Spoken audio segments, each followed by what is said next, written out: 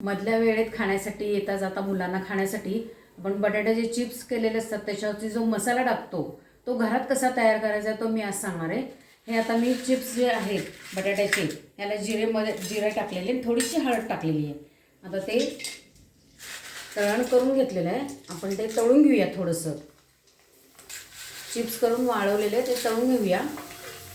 आणि जो मसाला ह्याच्यावर टाकतो आपण तो विकत जो आणतो त्याला काही जण पेरी पेरी मसाला म्हणतात, कोणी असं ह्याचा मसाला म्हणतात, काही काही वेगळं वेगळं तिखट मीठ टाकून करतो आपण. तसंच मी हे करणार आहे. पण हे जरा मसाला कसा करतात चविष्ट तो दाखवते.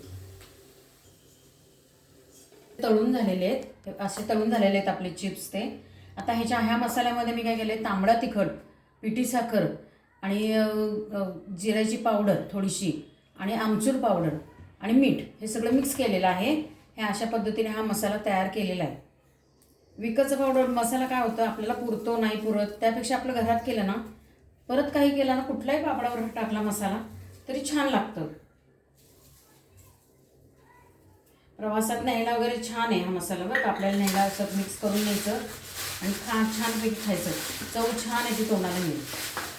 मी फिंगर चिप्स केले ना तरी त्याच्यात तो चालेल मसाला, खूप छान लागतो. याच्यात पिठी साखर आहे, आमचूर पावडर आहे, जिऱ्याची थोडीशी भाजलेली जिऱ्याची पावडर केलेली आहे, त्यामुळे खूप छान लागतं सगळं. आता हे जास्त असल्यामुळे मी 2 भाग केलेले आहेत.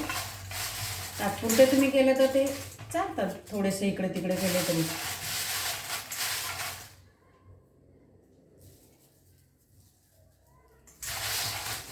अशा पद्धतीने आपले हे चमचमीत प्रवासात मिळणारे मधल्या वेळेत येता जाता खायला मुलांना आपल्याला छान लागतात.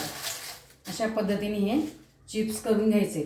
मसाल्याला जमला की ह्याची चव पण छान लागते. थोडीशी पिठी साखर आमचूर टाकलं ना की छान आंबट गोड अशी चव लागते त्याची. माझ्या नातींना आणि यायच्या वेळेला मी हे करून ठेवते, म्हणजे त्या खातात मस्तपैकी, छानपैकी राहतात. मुलांनाही आवडतं, आपल्यालाही आवडतं. खायचं आणि मस्त राहायचं. लाईक, शेअर आणि सबस्क्राईब करायचं.